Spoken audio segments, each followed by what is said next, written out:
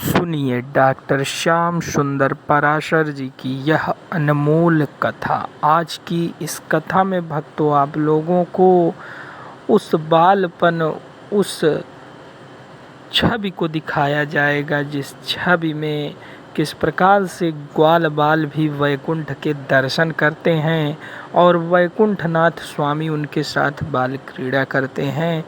तो गोवर्धन पर्वत लीला सहित अन्य लीलाओं को आज की इस कथा में सुने और प्रेम से बोलिए श्री राधे राधे। बता, हम तो कबहू लाठी लगा के अपने हाथ पैर सीधे भी कर लें, कभी दाएं बाएं इधर से उधर कर लें, पर लाला तूने एक बार अल्टा पलटी का चूना करी, एक ही हाथ लगाए 7 दिना से खड़ो है ने थोड़ी दूरी तू भी थोड़ी देर के लिए आराम कर ले, चिंता मत करियो हम सब देख लेंगे। भगवान बोले अच्छा मेरे बिना संभाल पाओगे आप गोवर्धन को? ब्रजवासी बोले तो तू का सोचे, तेरे हाथ पे ही सब धरो है। भगवान बोले नहीं नहीं भैया तुम ही संभालो। और नेक कन्हैया को हाथ नीचे भयो के सबके डंडा चटा चट उड़ गए। अरे कन्हैया भैया संभाल संभाल। आप उसमें ब्रजवासी बोले भैया गजब है गयो, कन्हैया को हाथ नेक ही नीचे भयो कि सबके डंडा चटाचट बोल गए। दूसरो ब्रजवासी बोलो कि कन्हैया नेक और हाथ नीचे करतो तो अपने कंधे ही चटाचट बोल जाते आज। तो कहा सचमुच या कन्हैया नहीं उठा रखो है पूरा गोवर्धन। एक काम करो, बोलो राधे राधे।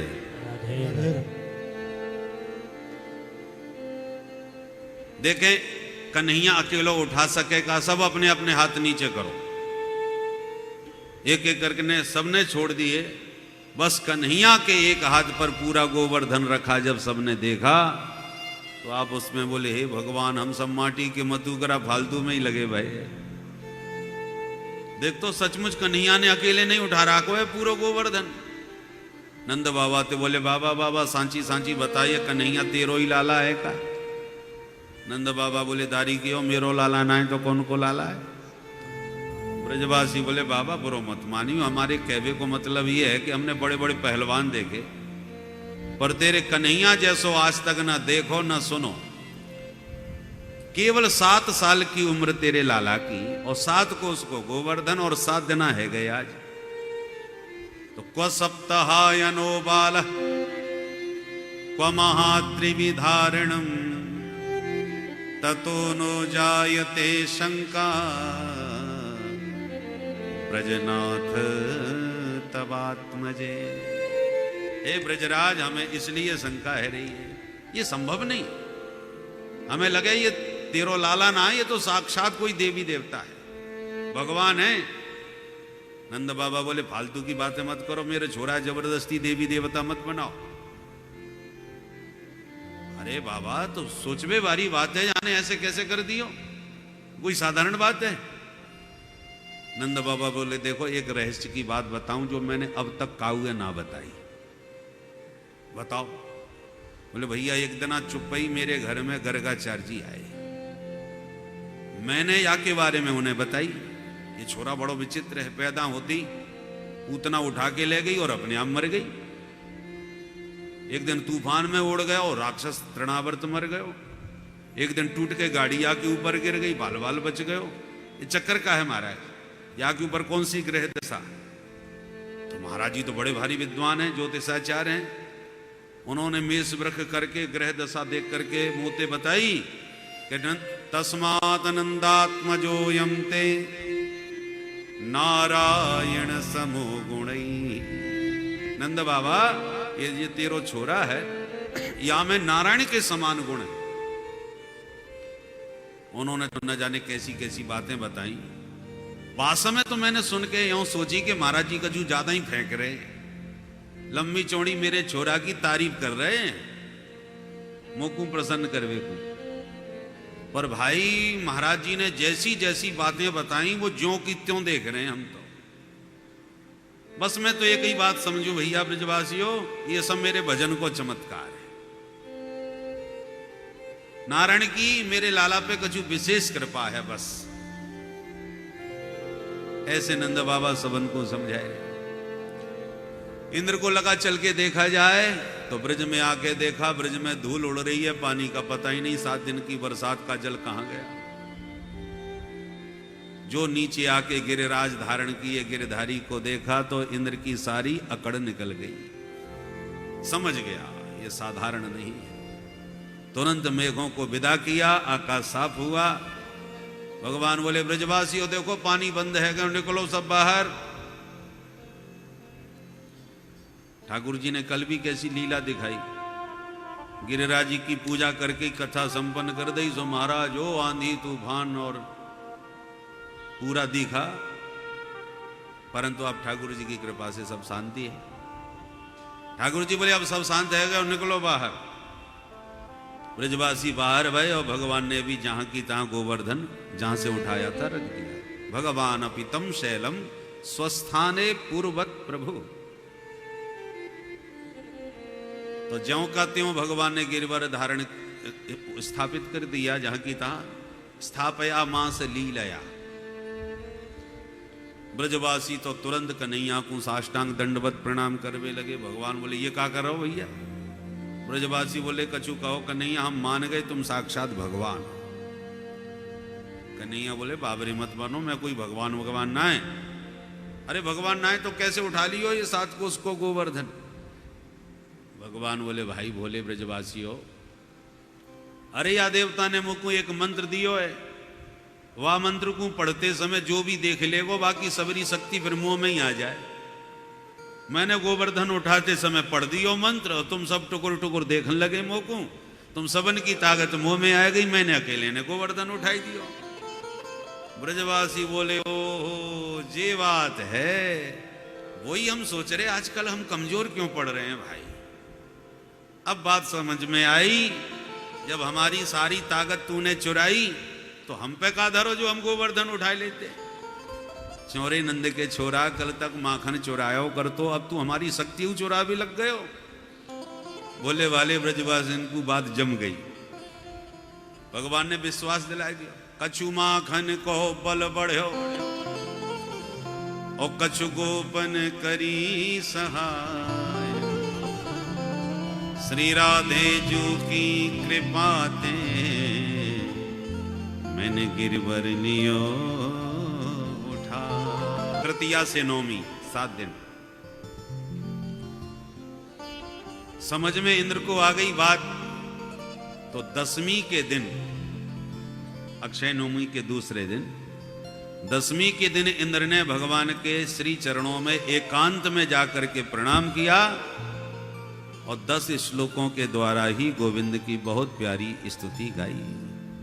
विशुद्ध सत्वं तव धाम शांतम तपोमयं भस्त्रजस्तमसं। विशुद्ध सत्वं तव धाम शांतम तपोमयं भस्त्रजस्तमसं। मायामयोऽयं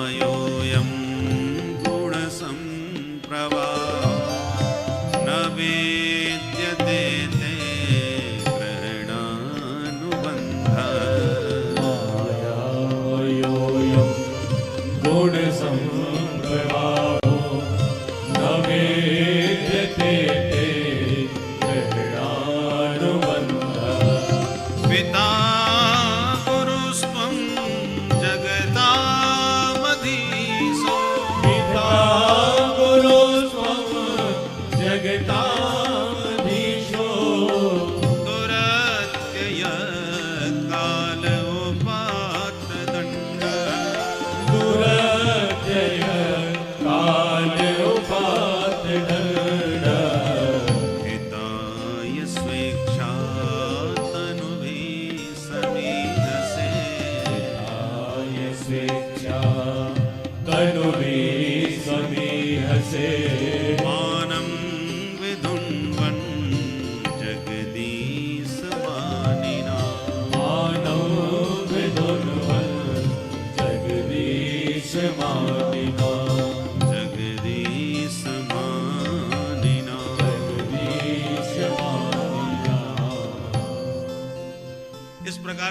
देवराज इंद्र ने बहुत सुंदर भगवान श्री हरि की स्तुति गाई कि प्रभु आप विशुद्ध सत्व में स्थित रहने वाले हो, मायाकृत जो गुण हैं वो आपका स्पर्श भी नहीं कर सकते। आप तो मायातीत हो, गुणातीत हो, सारे जगत के ईश हो। जगदीश मानिनाम मानम विधुन्वन। हम जैसे तुच्छ देवता जो पद प्रतिष्ठा के प्रभाव में आकर के अपने को ही जगदीश्वर समझ बैठते हैं, जगदीश है नहीं पर जगदीश मान बैठते हैं, तो जगदीश मानी नाम, हम जैसे जगदीश मानियों का मान मर्दन करने के लिए ही आपका अवतार होता है। स्वेच्छा तनु भी, आप किसी के बनाए हुए नहीं हो। निज इच्छा निर्मित तनु, जब जैसा मन होता है तब तैसे बन के आप पधारते हो। पुनः मेरी मति कभी मलिन न हो माधव, मुझे ऐसा आशीर्वाद दीजिए, मुझ पर ऐसी कृपा कीजिए कि मेरी मति शुद्ध रहे। भगवान खुश हो गए और बोले देखो देवराज, मामैश्वर्य श्रीमदांधो दंडपाणिम न पश्यति। बहुत से लोग पद प्रतिष्ठा पैसा पाकर के मेरी कृपा को भूल करके अपना प्रभाव समझ बैठते हैं और मुझ दंडपाणी को नहीं देखते। दंडपाणी न पश्यति, तो उनका अहंकार तोड़ने के लिए और उनके भीतर अपने प्रेम को जगाने के लिए तम भ्रंशयामि संपद्भ्यः, मैं उनकी सारी संपत्ति खत्म कर देता हूं। जिस बात की उसके गर्मी होती है वही वस्तु हरण कर लेता हूं तो सारी गर्मी निकल जाती है। जिस हवा से फूकना फूल रहा था वो हवा निकल गई तो पिचक जाता है 2 मिनट में। तो पद का प्रभाव है कि धन का प्रभाव है कि बल, जिसका भी वह अभिमान रखता है बस वही वस्तु उससे छीन लेता हूं, सारा अभिमान खत्म हो जाता है। तो तम भ्रंशयामि संपद्भ्यः, सबसे अधिक अहंकार संपत्ति का होता है और जब संपत्ति चली जाती है तो सारा अहंकार खत्म हो जाता है। संतों की शरण में आता है, महाराज जी ऐसा घाटा हुआ, सब बर्बाद हो गए। महाराज जी कहते हैं बेटा ये माया तो आनी जानी है, मायापति का आश्रय लो, वे ही कृपा करेंगे। तो संत मेरे पास भेज देते हैं। तो जो सीधे सीधे ढंग से मेरे पास नहीं आते उन्हें फिर इस ढंग से हम जबरदस्ती बुलाते हैं। तो भैया ऐसा कुछ हो गए तो भगवान की कृपा ही समझनी चाहिए। बोलो राधे राधे। एक बार अर्जुन ने पूछा प्रभु आपकी कृपा हम पर हो रही है, इसका पता कैसे चले? भगवान बोले लक्षण बताए देता हूं, लक्षणों से समझ जाना कृपा हो रही है। लक्षण क्या है? बोले यस्याहम् अनुगृह्णामि हरिष्ये तद्धनम सनई। यस्य अहम अनुगृह्णामि, जिसके ऊपर मैं अनुग्रह करता हूं तो सबसे पहले हरिष्ये तद्धनम सनई, उसका धन धीरे धीरे हरण करना चालू कर देता हूं। घाटे पर घाटा उसे लगने लगता है। अर्जुन बोले ये सनई सनई क्यों हरते हो, एक बार में नहीं कर लेते? बोले एक बार में हर लूंगा तो जैसी आराम हो जाएगा। धन में बहुत आसक्ति होने के कारण यदि एकदम सारा धन चला गया तो बेचारे का हार्ट अटैक हो जाएगा।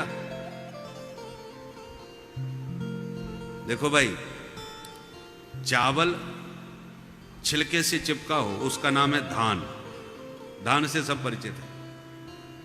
और भगवान को भात पाना है तो पहले छिलका उतारना है, चावल निकालना है, फिर उसको थोड़ा पानी में खदकाना है, तभी वो चावल भात बनता है और तब भोग लगाते हैं। धान थोड़ी खाई जाती है, भात पाया जाता है, चावल भी नहीं। चावल को सिद्ध करने के बाद वो भात बनता है। तो भात को भी संस्कृत में भक्त कहते हैं। तो भगवान भात पाते हैं, ऐसी भक्तों को स्वीकार करते हैं। भक्त कौन है? भगवान के भात हैं। प्रत्येक जीव परमात्मा का भोग्य है और भगवान उसके भोक्ता है। श्रुति भगवती कहती है अहम अन्नः त्वम अन्नादः। भक्त बनोगे तभी ठाकुर जी आपका भोग लगाएंगे। कैसे बने? बोले पहले छिलका उतारो। छिलका कैसे उतरता है? पुराने जमाने में तो मूसल मार मार के, मूसल से कूट कूट करके चावल निकाला जाता था। अब मूसल के प्रहार ऐसे पड़ने चाहिए कि चावल टूटे नहीं और छिलका उतर जाए। बहुत ध्यान से सुनिए। चावल का नाम है अक्षत। या छत हो गया, टूट गया तो फिर किसी काम का नहीं, उसका मूल्य गिर गया मार्केट में। चावल अक्षत होना चाहिए, बिना टूटा, तभी उसका मूल्य है। तो भगवान भी मूसल मारते तो हैं, पर सिर्फ छिलका उतारने के लिए, तोड़ने के लिए नहीं। इसलिए ठाकुर जी कहते हैं हरिष्य तत् धनम सनई, धीरे धीरे पैसा हरण करता हूं, धीरे धीरे हानि पहुंचाता हूं ताकि टूट ना जाए, पर ये दुनिया का छिलका उतर जाए जिसमें ये चिपका बैठा है अहमता और ममता के छिलके में। वो अहमता ममता इसकी मिट जाए और टूटे बिना मेरा भक्त बन जाए। इसलिए जितने भी भक्त बने हैं, किसी के भी इतिहास को देख लो, उसे मूसल के प्रहार संसार में बहुत सहन करने पड़े हैं। और भगवान जबरदस्ती पीट पीट करके ये दुनिया छुड़ाते हैं। जिसको भगवान भक्त बनाना चाहते हैं उसे दुनिया की पिटाई खानी पड़ती है। मीरा को जहर पीना पड़ा है, सूरदास जी को परिवार का ही घोर तिरस्कार सहना पड़ा है। तुलसीदास जी महाराज की तो कितनी विडंबना भई है कि मैया पैदा होते ही मर गई, पिताजी भी पधार गए। जिस बिचारी ने उन्हें पाला पोसा, एक आया ने, वो भी उसे छोड़ के चली गई। गांव में प्रसिद्धि हो गई ये अपशकुन बालक है। दर दर भटकते थे, किसी के घर में कुछ भूखा बालक पहुंच भी जाता था तो कहते भाग यहां से, तेरी काली छाया कहीं हमारे घर में न पड़ जाए। पैदा होते ही मैया बाप को खा गया। इतना तिरस्कार गोस्वामी जी ने सहा, इतना तपाया, तब जाकर के संत शिरोमणि आज भक्तमाल के सुमेरु बने। तो जो जितना तपता है, प्रहलाद जी कोई कम तपे? सबको भगवान तपाते हैं, परंतु ये मूसल के प्रहार उन्हीं पर होते हैं जिनका छिलका उतारना चाहते हैं, जिनको अपना भात बनाना चाहते हैं। तो भगवान कहते हैं जब धन नहीं रहता तब वो अपने सगे संबंधियों की शरण में जाता है, जिन पर वह विश्वास करता है कि ये मेरा साथ देंगे। तो भगवान कहते हैं ततो अधनम त्यजन्तस्य स्वजनो दुख दुखितम। जब वो सगे संबंधियों की शरण में जाएगा तो उसको संबंधियों के द्वारा भी बहुत अपमानित करवाता हूं। और संसार का स्वरूप भी यही है। जब तक आपके पास चकाचक माल है, दूर दूर के रिश्तेदार भी खास बन जाते हैं। अरे हमारा बहुत खास निकट का आदमी है, पद है, प्रतिष्ठा है, प्रभाव है समाज में आपका, तो दूर के भी खास बन जाते हैं। और जिस दिन ना पद रहा ना पैसा रहा तो खासम खास भी बहुत दूर के हो जाते हैं। तो भगवान कहते हैं ततो अधनम त्यजन्तस्य। जब वो निर्धन हो जाता है तो दुनिया वाले ही उसे त्याग देते हैं। तो वैसे तो ये दुनिया को त्यागने वाला नहीं था, परंतु जब पैसा नहीं रहा तो दुनिया वालों ने ही त्याग दिया। जब दुनिया वाले त्याग देंगे तो फिर जाएगा कहां? लौट के फिर उसे मेरे पास ही आना पड़ेगा। स्वजनो दुख दुखितम, सगे संबंधियों से भी खूब उसे दुखी करता हूं। जिसका आश्रय लेता है उसी से बेइज्जती करवाता हूं, ऐसे जबरदस्ती अपने पास बुलाता हूं। जब दुनिया ठुकराने लगे, परिवार के लोग उठपटांग बोलने लगे, तो जान लेना चाहिए तो ठाकुर जी हमें अपने पास बुला रहे हैं। बोलो राधे राधे। तो बुरा नहीं मानना चाहिए। ठाकुर जी की कुछ लीला भी ऐसी विचित्र है कि तुम मेरे हो के तुम उधर कहां चिपक रहे हो, मेरे पास आओ। और यदि दुनिया वालों से चिपकोगे तो पिटवाएंगे। ये ठाकुर जी का वचन है श्रीमद् भागवत में कि मैं इस तरीके से जबरदस्ती उसे अपने पास खींचता हूं। और जब फिर मेरा बन जाता है, मेरे पास आ जाता है, फिर ऐसा पुजवाता हूं कि सारी दुनिया उसके चरणों में सिर झुकाती है। फिर कोई कसर नहीं छोड़ता है। जो भी उसकी कामना होगी, जो भी उसके मन में वासना होगी, सारी इच्छाएं पूरी कर देता हूं। मान प्रतिष्ठा चाहिए तो बड़े बड़े सम्राट चरणों में सिर झुकाने आने लगेंगे। अरे भाई, प्रधानमंत्री का चपरासी भी कोई बन जाए तो फिर बड़े बड़े नेताओं से अकड़ के बात करता है। उससे पूछा जाए आप किस पोस्ट पर हैं, बोले साहब हम तो चपरासी। तो इतनी गर्मी काहे की है, बोले मोदी जी के। हमसे ही लोग, हम ही समय देते हैं, तब जाकर के कोई मिलते हैं उनसे, दरवाजे पर हम ही रहते हैं, सिफारिश हम करते हैं, तब जाकर के वो मिलते हैं। तो भैया, एक प्रधानमंत्री के चपरासी में भी उसी पद के प्रभाव से गर्मी आ जाती है।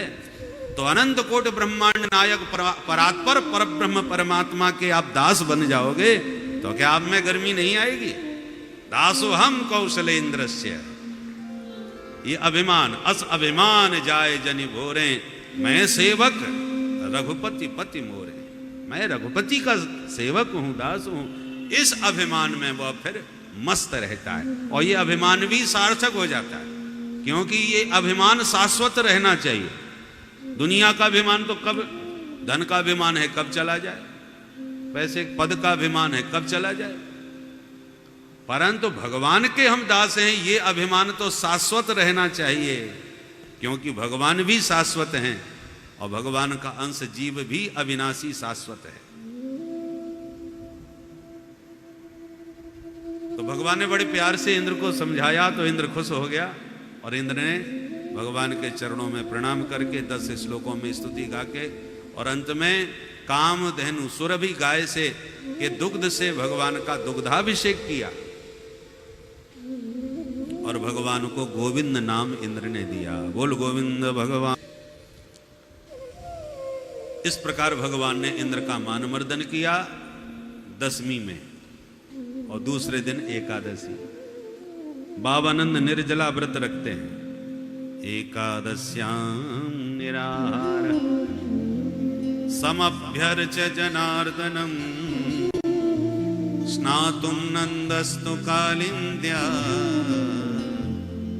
द्वादश्याम जलमाभिषेक। बाबानंद ने एकादशी का बिल्कुल निराहार व्रत किया, किंतु मध्य रात्रि 12 बजे उनको ऐसा भ्रम हो गया कि सवेरा हो गया और ब्रह्म मुहूर्त मान करके आसुरी बेला में ही यमुना स्नान करने के लिए चले गए। जो यमुना जी में प्रवेश किया, वरुण के दूत पकड़ के ले गए, क्योंकि जलाशयों में मध्य रात्रि में कभी स्नान नहीं करना चाहिए। जलाधिदेव वरुण नाराज होते हैं, इसलिए वरुण के दूत पकड़ के ले गए। परंतु जैसे ही पकड़ के ले गए तो ग्वाला जो थे संग में गए थे नहाने के लिए, वो भाग करके आए, कन्हैया तेरे बाबा जमुना जी में डूब गए भैया।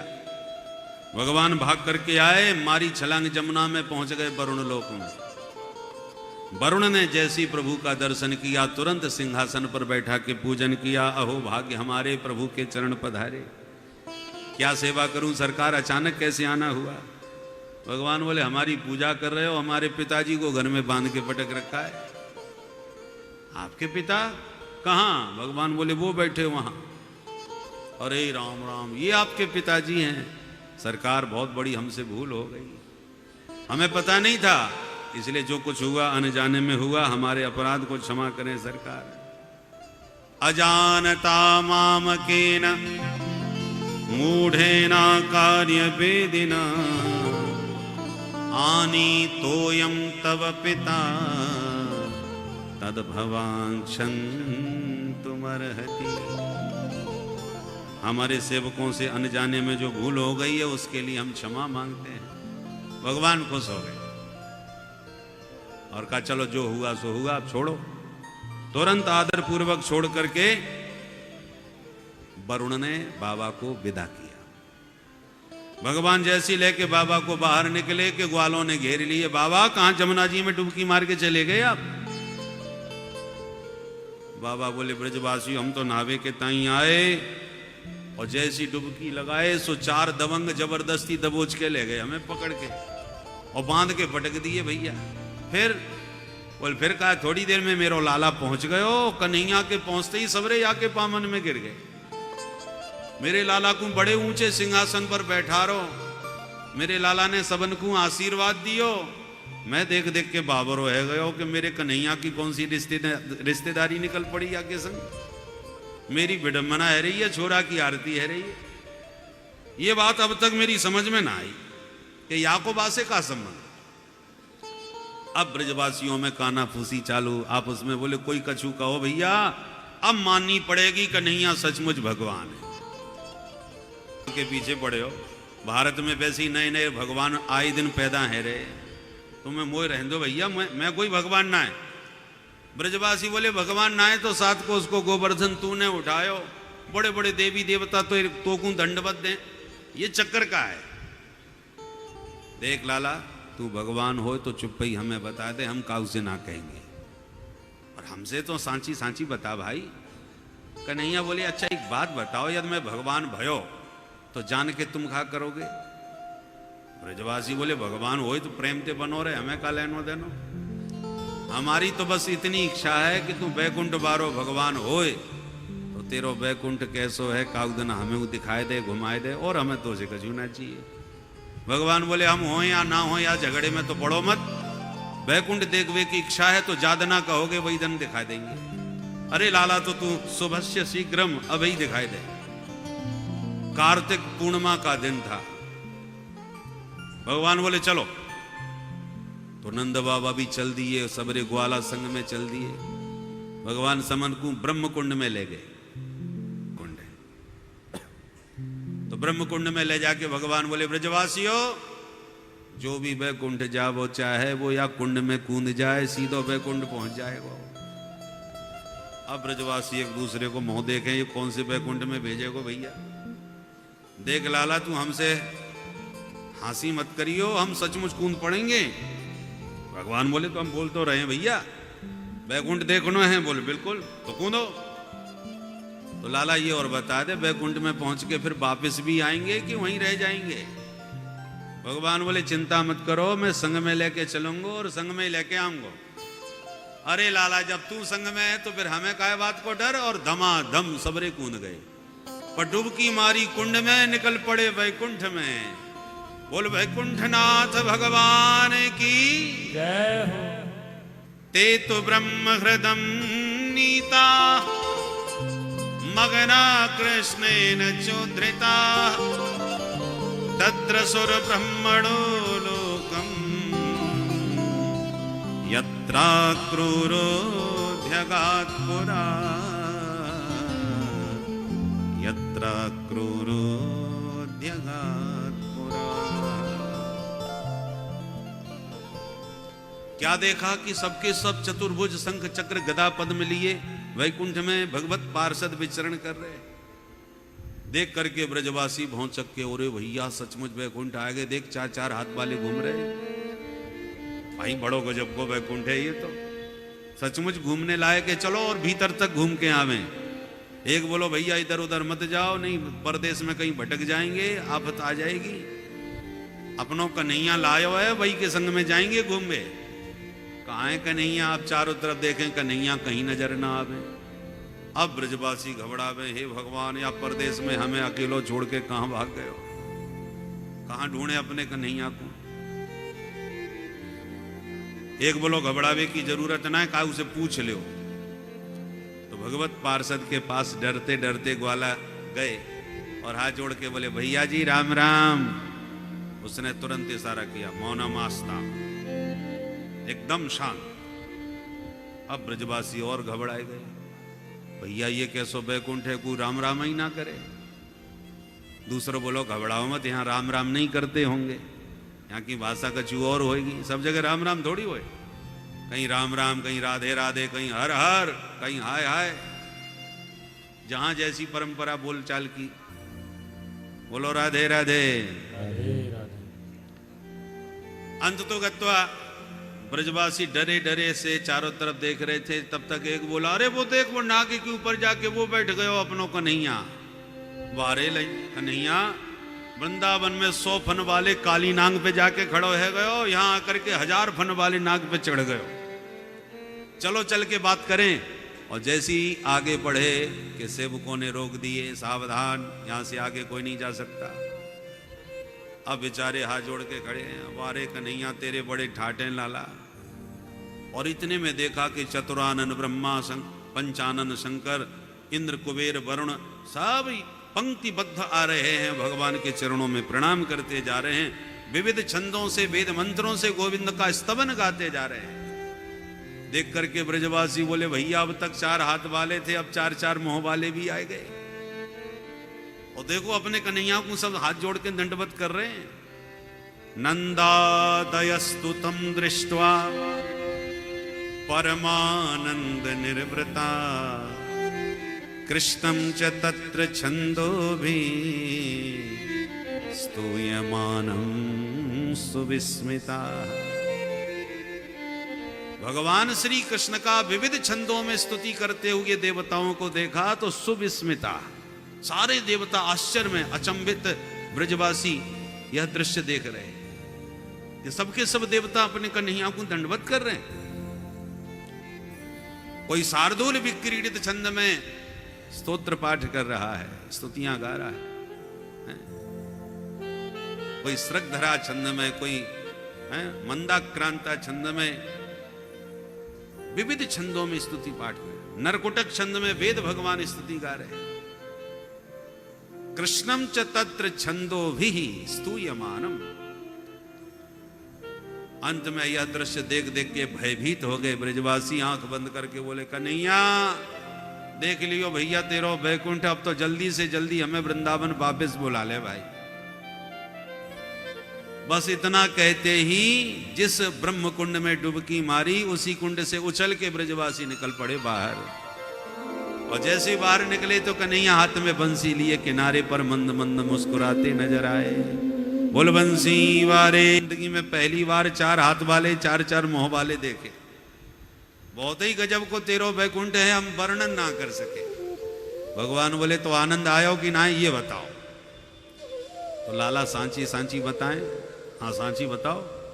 तो कन्हैया तेरो वैकुंठ है तो बड़ो जोरदार, पर सांची बात यह है कि आनंद ने क्यों ना है। भगवान बोले बड़े विचित्र हो भाई ब्रजवासियों, वैकुंठ जब जोरदार है तो आनंद क्यों ना आयो, का कमी पड़ गई ये बताओ। ब्रजवासी बोले सबसे बड़ी कमी है कि को काऊ से राम राम। बड़े भारी नाग के ऊपर हमने तो बैठो पायो। हमने सोची और या वैकुंठ में कोई पहचाने ना पहचाने, पर तू तो पहचाने को हमको। पर भैया हम तेरी तरफ बड़ी देर तक हाथ जोड़ के खड़े रहे, कन्हैया तूने एक बार हमारी तरफ ना देखो। ऐसो वैकुंठ लेके हम क्या करेंगे कि तेरे पास जा ना सकें, तो उससे बात कर ना सकें। बातें हमारो वृंदावन लाख गुनों बढ़िया, जो नित्य या वृंदावन में तेरे साथ कबड्डी खेल रहे हैं, तेरे साथ कुश्ती लड़ रहे हैं, तो को कबड्डी में गिरा के कान पकड़ के अपनो घोड़ा तक बनाए रहे हैं। ओ वाह भगवान कृष्ण श्री दामानम पराजितः। वैकुंठ के भगवान बड़े दुर्लभ और ब्रज के ठाकुर बड़े ही सुलभ है। वैकुंठ में तो शेष महेश गणेश दिनेश सुरेश जाहे निरंतर ध्यावे, और वृंदावन में ताहे अहीर की छोहरियां छचियां बर छांच पे नाच नचावे। वैकुंठ में बैठ के सारी दुनिया को नचा रहे हैं, और वृंदावन में ग्वालिनियों की छांच पर स्वयं कन्हैया ताता थैया करके नाच के गोपियों को रिझा रहे हैं, उनको प्रसन्नता प्रदान कर रहे हैं। ऐसा सरल ऐसा सहज ईश्वर वृंदावन के अलावा कहीं नहीं मिलने वाला। वृंदावन की इसीलिए विशेष महिमा है। ब्रजवासी मुक्त कंठ रसिक जन वृंदावन की महिमा को गाते हैं। अरे वृंदावन धाम अपार भजे जा राधे राधे। वृंदावन धाम अपार भजे जा राधे राधे। अरे वृंदावन धाम अपार रटे जा राधे राधे। अरे वृंदावन धाम अपार रटे जा राधे राधे। ओ रटे जा राधे राधे भजे जा राधे राधे। रटे जा राधे राधे।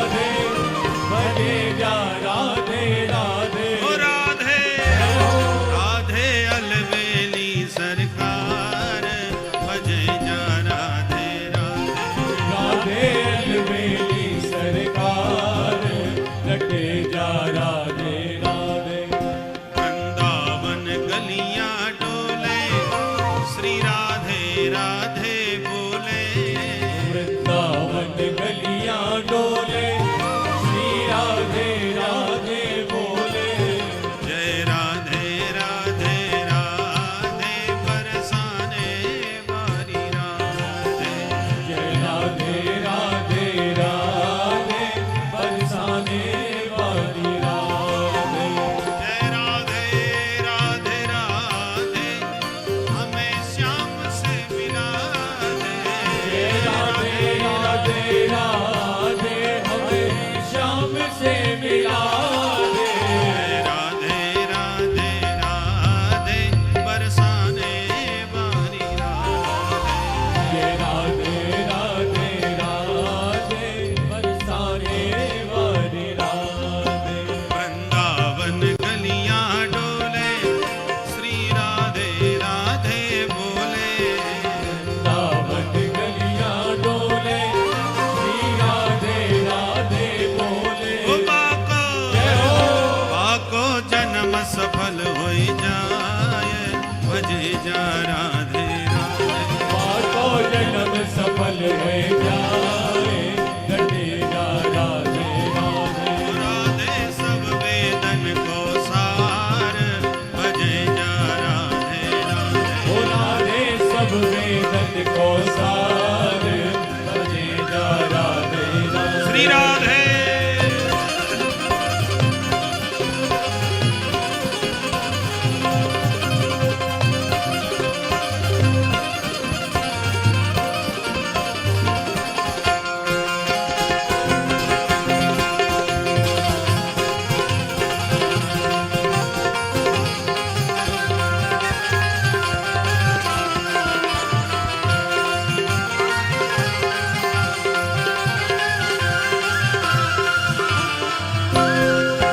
क्या ब्रज की रज सुंदर है, देवन को भी दुर्लभ है। या ब्रज की रज सुंदर है, देवन को भी दुर्लभ है। या ब्रज की रज सुंदर है, देवन को भी दुर्लभ है। या ब्रज की रज सुंदर है, देवन को भी दुर्लभ है। अरे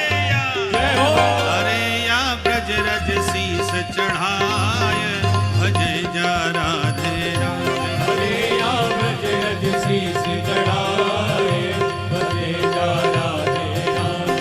राधे अलवेली सरकार, रहे जा राधे राधे। ओ राधे अलवेली सरकार, भजे जा राधे राधे। राधे सब वेदन को सार, रहे जा राधे राधे। राधे सब वेदन को सार, भजे जा राधे राधे। हाँ भजे जा राधे राधे। हाँ भजे जा राधे राधे।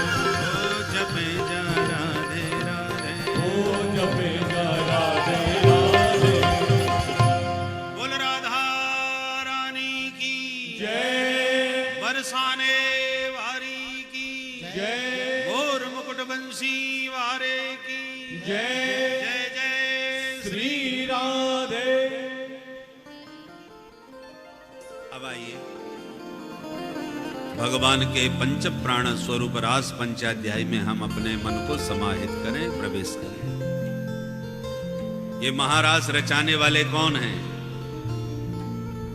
साक्षात षडेश्वर संपन्न भगवान हैं। ये नहीं भूलना चाहिए, इसलिए उसी को दृष्टि में रख करके इस कथा को सुने। इसलिए भगवान शब्द से ही शुभारंभ किया। भगवान पिता रात्रि शरदोत्फुल्ल मल्लिका वीक्षरन्तुं मनश्चक्रे योगमाया उपाश्रितः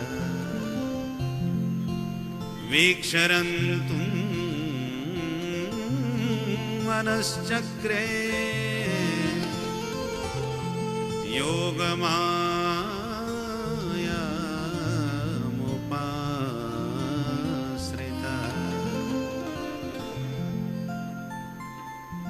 शरद पूर्णिमा की सुंदर सुहावन रात आई। कैसी है इस शरद पूर्णिमा की रात? शरदोत्फुल्ल मल्लिका। षड ऋतुओं में सबसे सुंदर ऋतु है शरद की। गर्मी में तपन ज्यादा, बरसात में चिपचिपाहट और पानी मलिन हो जाता है, कीचड़ भी बहुत हो जाता है। सर्दियों में बत्ती सी बजती है। पर शरद का मौसम बड़ा सुहावना होता है। बरसात के बाद आता है। बरसात होती तपन शांत हो जाती है और सर्द के आते ही जलाशय जो बरसात में गंदे हो जाता है, माने गंदापन आ जाता है पानी में बरसात की, और सर्द के आते ही सनई सनई जलाशय निर्मल हो जाते, एकदम नीला निर्मल जल हो जाता है। इत्थम शरद स्वच्छ जलम पद्माकर सुगंधिना। चारों तरफ कमल खिलने लगते हैं, हरियाली चारों तरफ भूमंडल पर छा जाती है। ऐसा लगता है जैसे धरा देवी ने हरी साड़ी धारण कर रखी है। धरा देवी, पृथ्वी देवी, ये धरा देवी साक्षात भगवान की प्राणप्रिया है, धर्मपत्नी है। इनका भी अपूर्व श्रृंगार है। समुद्र वसने देवी पर्वतस्तन मंडले विष्णु पत्नी नमस्तुभ्यं पादस्पर्शम क्षमस्व मे। हमारे शास्त्रों में विधान है, जागने के बाद जब धरती पर पैर रखो तो मां से प्रार्थना करो, पादस्पर्शम क्षमस्व मे। मैं आपके ऊपर अपना चरण रख रहा हूं, मुझे माफ कीजिए, मेरे अपराध को क्षमा कीजिए। तो आज मानो धरा देवी ने हरी साड़ी धारण कर रखी हो। हरियाली ऐसी सुंदर पृथ्वी पर चारों ओर छिटक रही है। शरदोत्फुल्ल मल्लिका। मल्लिकादि के सुगंधित सुमनों की सुगंध से सर्वत्र सुगंधि व्याप्त हो रही है, मादकता महक रही है। और शरद का मौसम जो है ना, वो मादकता से भरा होता है। चित्त में मदन का प्रभाव बढ़ने लगता है। और महारास में मदन के साथ ही माधव का युद्ध है। महारास पंचाध्याय में क्या है? मदन और माधव का युद्ध है। और मदन का मद न, इस लीला में भगवान ने मदन का ही मद भग्न किया है, मद तोड़ा है। मद तोड़ने के लिए कौन से बाण चलाए? शरद। शरद का मतलब शर माने बाण। शरम ददाती इति शरदः। कामदेव जिस ऋतु में सबसे ज्यादा सरसंधान करता है, अपने बाण चलाता है, वशीकरण, उच्चाटन, मोहन, स्तंभन, उद्दीपन, ये सब काम के बाण हैं। तो सभी के चित्त पर यह काम अपने बाण चलाता है। कब? शरद में। शरम ददाती, नाम ही शरद है, तो सरसंधान करता है। ऐसे शरद ऋतु में, शरद ऋतु में ही क्यों हुई रासलीला? क्योंकि कामदेव ने भगवान को चुनौती दी है कि मैंने बड़े बड़े योगियों को ठिकाने लगा दिया, अब आपने को आप योगेश्वरेश्वर कहते हो, तो मुझसे अपना दो हाथ करके दिखाओ। ब्रह्मादि जय संरूढ़ दर्प कंदर्प दर्पहा जयति श्रीपतिर्गोपी रासमंडल मंडन। तो ब्रह्मादिक देवताओं पर विजय पाकर के कंदर्प को अतिशय दर्प हो गया कि मैंने ब्रह्मा जी को सरस्वती जी के पीछे भगा दिया, भोले बाबा को मोहिनी भगवान के पीछे दौड़ा दिया, नारद जैसे सिद्ध महात्मा को सुंदर से बंदर बनवा दिया। तो इन सब पर विजय पाकर के कामदेव को बड़ा अहंकार हो गया। जब जब भगवान को चुनौती दी कि आपसे और हो जाए 2-2 हाथ, भगवान बोले आ जाओ शरद पूर्णिमा में। शरद पूर्णिमा में क्यों? कोई खास मुहूर्त है क्या लड़ाई का? या झगड़ा होता है कोई मुहूर्त निकाल के होता है क्या? भगवान बोले नहीं, हम कमजोर से तो लड़ते नहीं। कमजोर को मार भी दो तो कहोगे क्या करें, उस समय हमारे तबीयत ठीक नहीं थी, कमजोरी बनी थे, इसलिए तुम जीत गए। और शरद में काम बड़ा प्रबल होता है, शक्ति संपन्न होता है, इसलिए भगवान बोले जब तुम शक्ति संपन्न हो तब हमसे युद्ध करो, बहानेबाजी बाद में नहीं चलनी चाहिए। इसलिए शरद पूर्णिमा पर, और पूर्णिमा जितना परिपूर्ण होगा, मन का संबंध चंद्रमा से, चंद्रमा मनसो जाता है, तो मन का स्वामी चंद्रमा है। और चंद्रमा जितना परिपूर्ण होगा, मन उतना ही चंचल होगा, मन में उतना ही कामोद्रेक होगा, चंद्रमा का मन से संबंध होने के कारण। ऐसी चंद्रमा को देख करके सागर में भी हलचल बढ़ती है, ऐसी मन में भी हलचल बहुत होती है। तो भगवान ने कहा, भगवान मनमोहन है, तो ठीक है, तुम शक्ति संपन्न भी हो गए, मन में भी खूब मादकता भरी होगी। और ऐसे माहौल में ब्रज की अनंत ब्रज सुंदरियों के बीच में, नव युवतियों के बीच में ये योगेश्वरेश्वर कृष्ण ताता थैया करके नाचेगा, गलवैया डाल करके खूब नृत्य गान होगा। और इन सब वातावरण में भी तुम मेरे चित्त को चंचल करके दिखाओ, अपने काम के प्रभाव से प्रभावित करके दिखाओ, तो मैं अपना पराभव स्वीकार कर लूंगा, अपनी पराजय स्वीकार कर लूंगा। अब बताइए, बड़े बड़े महात्मा जो घर परिवार छोड़ के शरीर में राख लगा करके गिरी गुफाओं में घुस करके और फिर समाधिस्थ मन से भगवान का चिंतन करते हैं, तब भी कामदेव उनके चित्त में घुस करके चंचलता पैदा करा देता है। तो जो शरद पूर्णिमा के सुखद सुहावन वातावरण में, और जो कामदेव के सबसे बड़ा शस्त्र है, बल है, उन सुंदरियों के मध्य में, और वो भी गलवैया डाल करके राग रागनी स्वर संगीत की स्वर ताल के वातावरण में, और अपने को अच्युत बना करके रख सके, बिल्कुल भी जिसका चित्त चंचल न हो सके, ये सर्वथा संभव है। भगवान बोले इसलिए तो हम भगवान हैं। तुम हमसे 2-2 हाथ करना चाहते हो ना, इसलिए तुम्हें पूरी छूट दे रहे, आओ और दिखाओ अपना प्रभाव। इसलिए भगवान पिता रात्रि षडैश्वर संपन्न परमात्मा है, सबका अभिमान तोड़ने के लिए ही आए हैं। रामावतार में तो फिर भी छोड़ दिया, कन्हैया ने किसी को नहीं छोड़ा, सबको ठिकाने लगाया है, सबका अभिमान तोड़ा है। योग माया मुपाश्रितः, ब्रज गोपियों के साथ रमण करने का मन भगवान ने बनाया और योग माया का आश्रय लिया। भगवान की योग माया शक्ति कौन है?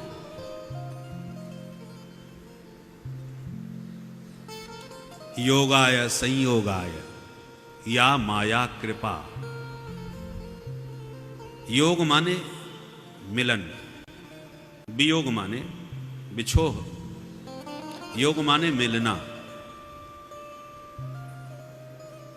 तो जो जीव भगवान से विमुख भटक रहे हैं, उनको भगवान के श्री चरणों से जोड़ देना, भगवान से मिला देना, उस भगवान की कृपा शक्ति का नाम है योग माया। माया शब्द का अर्थ होता है कृपा, माया कृपायाम दम्भे च।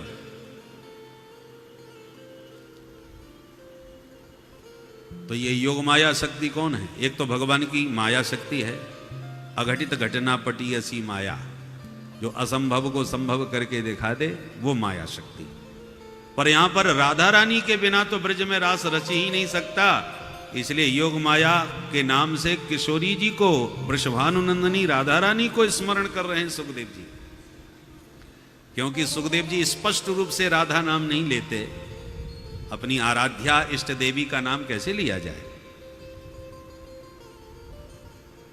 पूजनीय वंदनीय महापुरुषों का नाम या तो लेना ही नहीं चाहिए, और लेवे तो बड़े आदर के साथ, बड़े सम्मान के साथ लेना चाहिए। और आजकल हम लोग कभी कभी ऐसे ऐसे भजन भी तुकबंदी लगा करके लोगों ने बना दिए हैं कि राधा रानी की भी नाम की ही विडंबना कर दी। फिल्मी धुनों पर पत्थर की राधे प्यारी। इसलिए जिसके सुखदेव जी के मन में तो इतना सम्मान, इतना आदर राधा रानी के प्रति है, इतना प्रेम है कि राधे कहते ही 6 महीने की समाधि में चले जाते हैं।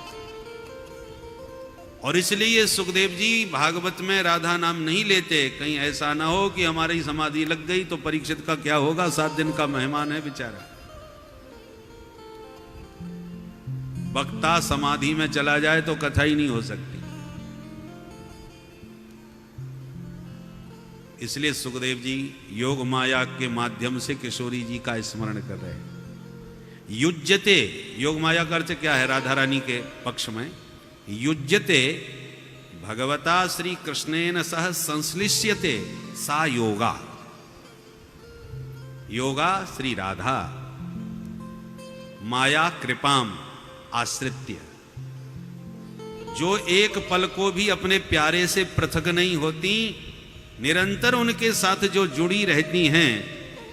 युज्यते भगवता श्री कृष्णेन सह संश्लिष्यते, जो इन्हें रसिक बिना कोई समझ सके ना। परस्पर दो चकोर दो चंदा, इसमें कौन चंद्रमा है कौन चकोर है कहना कठिन है। जब किशोरी जी अपने प्रियतम प्राण वल्लभ को निहारती हैं तो किशोरी जी के नयन चकोर हो जाते हैं और गोविंद का मुख चंद्र हो जाता है। और जब प्रभु प्रिया जी के मुख कमल का अवलोकन करते हैं तो किशोरी जी का मुख चंद्र हो जाता है और प्यारे के नेत्र चकोर बन जाते हैं। इसलिए परस्पर दो चकोर दो चंदा, दोनों एक दूसरे के चकोर हैं, दोनों एक दूसरे के चंद्रमा भी। और प्रतिक्षण वर्धमानम प्रेम है, इसलिए मिले ही रहत मानो कबहू मिले ना। प्रतिक्षण मिलन होने पर भी हर क्षण ऐसा लगता है कि आज से पहले हम कभी मिले ही नहीं थे। ऐसा अनिर्वचनीय प्रेम है ये। तो इसलिए और ऐसी किशोरी जी की कृपा के बिना महारास को जानना समझना ही असंभव है।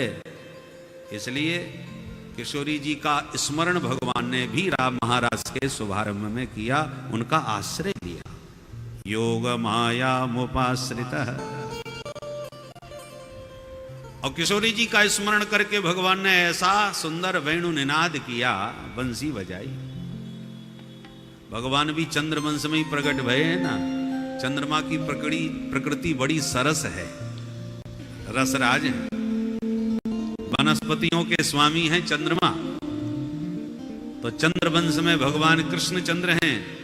तो पूर्ण चंद्र का दर्शन करके कृष्ण चंद्र के मन में भी रास रचाने की भावना से जब प्रेम उमड़ा तो बंसी बजाई। और ऐसी बंसी बजाई कि बंसी की तान जिस गोपी के गई कान, वही भूल गई अपना भान। देह गेह का भी कुछ न रहा ज्ञान। और जो जहां जिस अवस्था में जैसी थी वैसी उठ धाई, दौड़ी दौड़ी प्यारे के पास आई। सुखदेव जी वर्णन कर रहे, निसम्य गीतम तदनंग वर्धनम, निसम्य गीतम तदनंग वर्धनम, निसम्य गीतम तदनंग निसम्य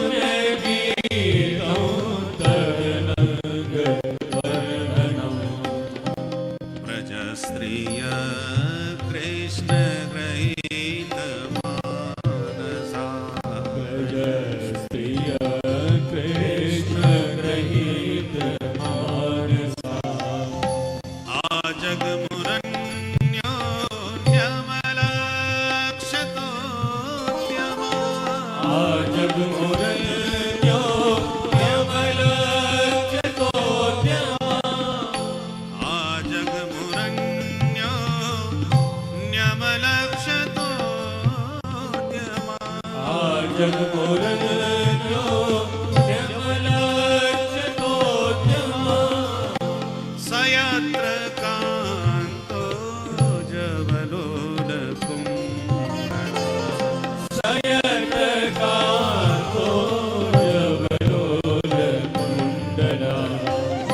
निशम्य गीतं गमदनि धनि धम गमदम गरे सा निशम्य गीतं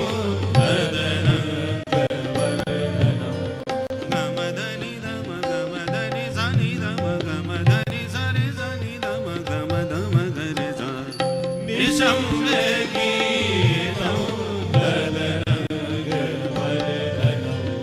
ब्रज स्त्रिय कृष्ण गृहीत मानसा स्त्रिय कृष्णगृहीतमानसा आजगमुरन्यो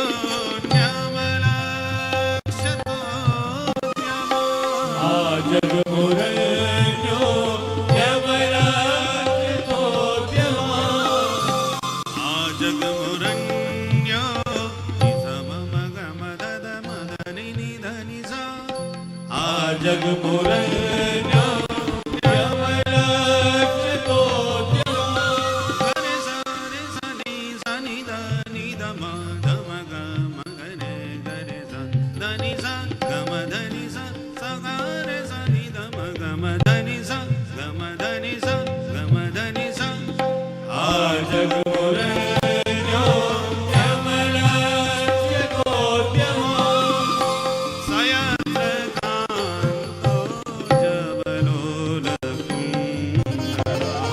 सयत्र कान्तो जवलोलकुण्डला निशम्य गीतं तदनङ्गवदनं निशम्य गीतं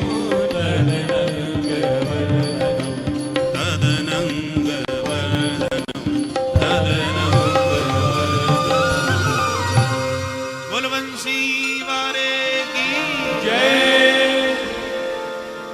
ऐसा कन्हैया ने राग छेड़ा बंसी में कि उस राग का श्रवण करते ही गोपियों का हृदय अनुराग से भर गया, आनंद से प्रेम से भर गया। और इतना प्रेम से भर गया कि आज किसी के रोके गोपियां रुकी नहीं, जो जहां जैसी जिस अवस्था में थी वैसी ही भागी चली। और सुखदेव जी के शब्दों पर ध्यान दें, वो ये नहीं कह रहे कि गोपियां दौड़ी दौड़ी चली गईं। जगमुह क्रिया का प्रयोग नहीं किया। आजगमुह का अर्थ हो गया आ गई, और जगमुह का अर्थ होता है चली गई। परंतु यदि वक्ता वर्णन करेगा तो यही कहेगा कि कन्हैया ने बंसी बजाई, गोपियां दौड़ी दौड़ी उनके पास चली गई। पर सुखदेव जी वक्ता बन के सिर्फ वर्णन नहीं कर रहे, अपितु रास मंडप में विराजमान होकर के प्रत्यक्ष अवलोकन कर रहे हैं। और अवलोकन कर रहे हैं इसलिए कह रहे हैं आजगमुह। सभी गोपियां दौड़ी दौड़ी आ गईं। कहां आ गईं? सयत्र कांत। प्रिय, प्रियतर, प्रियतम, तम प्रत्यय लगता है ना, प्रियता की पराकाष्ठा। कांत का अर्थ क्या है? कम सुखम तस्य अंतः पराकाष्ठा यत्र। जहां सुख की पराकाष्ठा हो, सुख की हद, माने जिससे अधिक सुख कहीं अन्यत्र उपलब्ध न हो सके, उसका नाम है कांत। सुख की भी एक सीमाएं होती हैं, सुख के भी भिन्न भिन्न स्वरूप होते हैं, पर सुख की जो चरमोत्कृष्ट अवस्था है वहां से ज्यादा कहीं नहीं। जो आनंद सिंधु सुख राशि, जो आनंद का महासागर है, ऐसे आनंद सिंधु भगवान श्री कृष्ण ही हैं, जीव मात्र के कांत। ऐसे कांत के पास आजगमुह। सब गोपियां आ गईं। एक एक का चित्र भी खींचा और 10 प्रकार की ब्रज गोपियों का वर्णन किया है। कोई गैया दो रही थी तो दोहनी पटक के भागी, कोई हलवा बना रही थी तो कढ़ाई छोड़ करके भागी हैं? कोई आभूषण धारण कर रही थी तो नाक की नथ कान में लटका के भागी। कोई आंख में अंजन लगा रही थी तो दूसरी आंख में काजल लगाना ही भूल गई। रास पंचाध्यायी बहुत प्यारा विषय है श्रीमद् भागवत का, रसिकों का प्राण है। और जैसा कि पूज्य महाराज श्री बता के गए ना कि आज प्रतिबंध है, प्रारंभ में महाराज श्री का आशीर्वाद और विश्राम पर की भी सीमा निर्धारित है। और आज विवाह की पूरी तैयारी है। आज हमारे परीक्षित जी का भी विवाह महोत्सव है, विवाह की वर्षगांठ है, तो वो सब आनंद हमको लेना है। इसलिए महाराज का सार ही हम लोग संकेत में भी समझने का प्रयास करेंगे। बोलो जय श्री राधे। 10 प्रकार का वर्णन किया है, चित्रण किया है। 10 काम छोड़ के गोपियां आई। कहावत भी होती है, एक काम करो 10 काम छोड़ो। तो गोपियों ने भी दुनियादारी के 10 काम छोड़ के बस एक ही काम किया, आज अगमुह दुनिया को छोड़ के प्यारे को पकड़ा। दौड़ करके सब आ गई।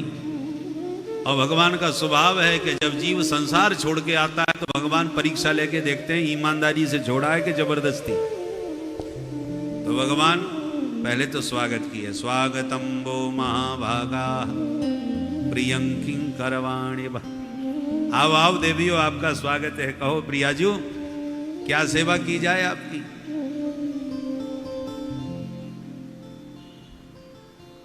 जब स्वागत की बात करी तो गोपियां गदगद हो गई। किंतु जब प्रश्न किया ब्रूतागमन कारणम,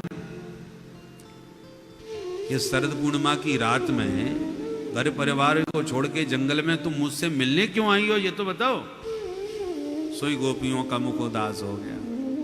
बंसी बजा के नाम ले लेके हमको बुलाया, और जब आ गई तब कह रहे हैं कैसे आना हुआ। बेचारी मुंह लटका के खड़ी हो गई, कुछ ना बोली। भगवान बोले अरे समझ गया, चांदनी देखने आई होगी जंगल में। पूर्णिमा है ना आज, चांदनी बड़ी प्यारी लगती है जंगल में रात को। रजन्ने सा घोर रूपा घोर सत्व निसेविता। देवी जी ये ऐसा रजनी घोर रूपा, ये चांदनी जितनी प्यारी है उतनी खतरनाक भी है। जंगली जानवर घूम रहे होंगे, इसलिए दृष्टम वनम कुसुमितम। अब आपने देख लिया अच्छी तरह। प्रतियात तत्वग्रहा, अब पधारो अपने अपने घरों। गोपियों ने सिर हिला के कहा ये चांदनी देखने थोड़े आई थी। अरे तो फिर क्यों आई हो। अच्छा अच्छा, पचदेव से खटपट हो गई, झगड़ा हो गया होगा घर में, सो भागे आई। गलत। घर में कितना भी महाभारत होता रहे पर स्त्री को घर छोड़ के नहीं भागना चाहिए, नहीं तो लोक और परलोक दोनों बिगड़ जाते हैं। मायके की गर्मी में जो देवियां भाग के चली जाती हैं, बाद में जब मायके में भैया की छाती पर रहती हैं तो फिर भाभी व्यंग के बाण चलाती हैं। और तो और मैया बाप भी कहते हैं अब ये हमारी छाती पे आके बैठ गई, अब तो भला हमारा तो बुढ़ापा और बिगड़ गया। इस प्रकार के व्यंग बाण खूब चलते हैं। इसलिए साधिकार अपनी ससुराल में रहो और परिस्थितियों का सामना करो, जितना हो सके सामंजस्य करो या फिर आत्मनिर्भर बनो, परंतु ये तरीका नहीं है। नहीं तो संसार में दुनिया स्वार्थी है, कल स्वार्थी चेहरा जब उनका सामने आएगा तो तुम कहीं की नहीं रहोगी। इसलिए जाओ, भर्तु शुश्रूषणम स्त्रीणाम परो धर्मो यमायया। इसलिए देवियों, निष्कपट भाव से पति की सेवा करना ही स्त्री का परम धर्म होता है।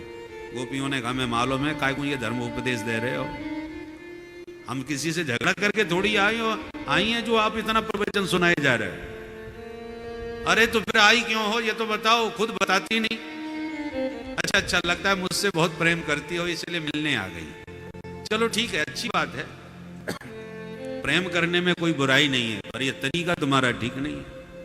ऐसे जंगल में घर परिवार छोड़ करके मेरे से मिलने आओगी, कोई देखेगा सुनेगा बदनाम कर देगा, और फिर पतिदेव को कहीं और परिवारी जनों को पता चल गया तो तुम्हें कोई घर में भी नहीं घुसने देगा। स्वर्ग मोक्ष सब तुम्हारा चला जाएगा। अस्वर्गम अयशस्कम च फलगोकृच्छम भयावहम जुगुप्सितम च सर्वत्र औपपत्यम कुल स्त्रिया। जो कुलीनी स्त्री होती हैं, उत्तम कुल की स्त्री जो होती हैं, वो हमेशा अपकीर्ति से बहुत भयभीत रहती है। जिनके खानदान का पता नहीं, जिसको लोक लाज का भान नहीं, वो कुछ भी करे ठीक है, पर तुम जैसी कुलीन स्त्रियों के लिए शोभा नहीं देता देवी।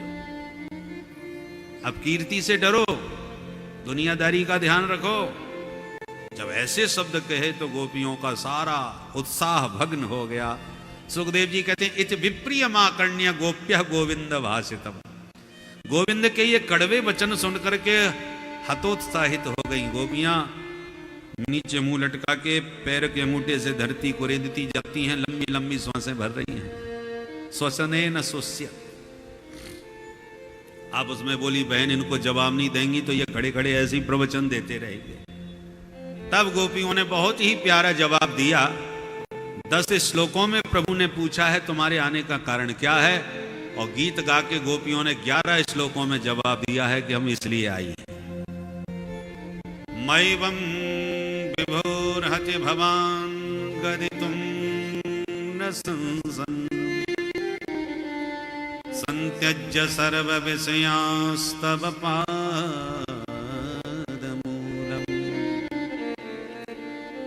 भक्ता भजस्व दुर्वग्रहमात्यजास्मान्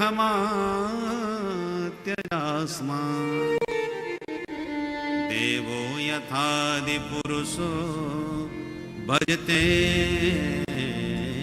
मुमुक्षु।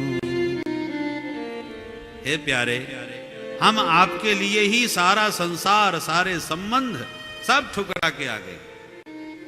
संत्यज्य सर्व विषयांस्तव पादमूलम्। किंतु जब से आपके सन्मुख आई है, तब से आपके मुख से एक ही शब्द निकल रहा है, चली जाओ, लौट जाओ, भाग जाओ। हमारी शकल इतनी बुरी है क्या? यह हमारा आना सचमुच आपको अच्छा नहीं लगा? अरे तत्सुख सुखित्वम, हम तो आपको सुख देने के लिए आई हैं, और आपके सुख में ही हम अपना सुख मानती हैं। हमारे आने से यदि आपको सुख नहीं मिला तो धिक्कार है हमारा आना। हम अपने सुख के लिए थोड़ी आई, आपको सुख देने के लिए आई। हमारे आने से आपको सुख नहीं मिला तो सचमुच हम लौट जाएंगे। भगवान बोले, तो बोल तो रहा हूं और कैसे कहूं, जाओ अपने घर। गोपियों ने कहा, यदि सचमुच आप हमें भेजना चाहते हो, लौटाना चाहते हो, तो पहले तो हमारा मन लौटाओ जो बंसी बजा के चुरा लिया आपने। चित्तम सुखेन भवतापहृतं गृहेषु। हम घर गृहस्थी में ही लगी थी, बंसी बजा के चित्त चुरा लिया, पागलों की तरह हम भी दौड़ी चली आई। अब हमारा चित्त वापस करो, हम भी घर लौट जाएंगे। अब चित्त और मन कोई लेने देने वाली चीज तो है नहीं कि लो ये रहा आपका चित्त, कैसे लौटाए। भगवान बोले, अच्छा ये बताओ तो तुम चाहती क्या हो, क्यों आई हो मेरे पास, ये बताओ, आने का कारण कहो। अब क्या कहें गोपियां बेचारी, इसको कहते हैं चरसिया प्रेम। इसका मतलब पुराने जमाने में जब बिजली नहीं होती थी तो किसान अपने खेतों को कुएं से पानी दे करके सींचते थे। अब इतने बड़े खेत में कोई बाल्टियों से पानी खींचा जाए तो बेचारे को कितना समय लगेगा। तो एक चमड़े का बहुत बड़ा पात्र बनाया जाता है जिसको चरस बोलते हैं, बहुत बड़ा होता है, जिसमें एक साथ ढेर पानी आ जाता है, और उसको रस्सी में बांध करके कुएं में डाल दिया। ढेर सारा पानी उसमें इकट्ठा भर गया, फिर बैलों से खींच करके रस्सी के द्वारा उसको ऊपर निकाला जाता है। अब वो कुएं के ऊपर तक आ गया, लटक गया। अब इतना सारा पानी से भरा हुआ वो चरस, उसको बाहर कैसे निकाला जाए, कुएं में लटक तो रहा है, बैलों के द्वारा खींच भी लिया है। अब उसे तुमने ज्यादा जोर मार करके अपनी तरफ खींचा तो वो इतना भारी है कि तुम ही को अपनी तरफ खींच लेगा और कुएं में ही जैसी आराम हो जाओगे या उसी में लटक जाओगे। तो बुद्धिमान किसान क्या करता है, खींचना तो चाहता है अपनी तरफ, परंतु कैसे खींचे, तो वो उसे धक्का मारता है उल्टी तरफ, दूसरी तरफ जोर का धक्का मारेगा। वो जितना धक्का देने से उधर जाएगा उतने ही वेग से वो वापस आएगा।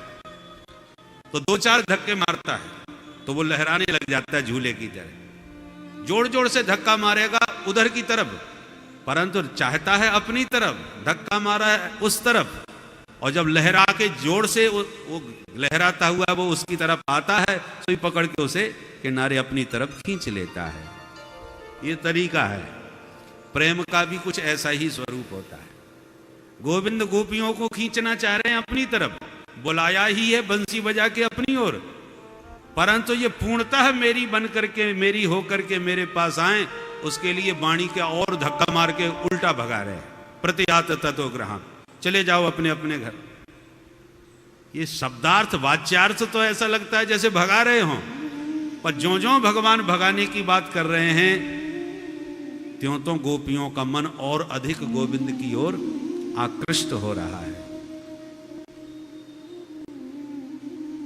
क्योंकि अब तक गोपियां हमेशा टेढ़ी टेढ़ी भाषा बोलती थी भगवान से, और भगवान सीधी सीधी बात करते थे।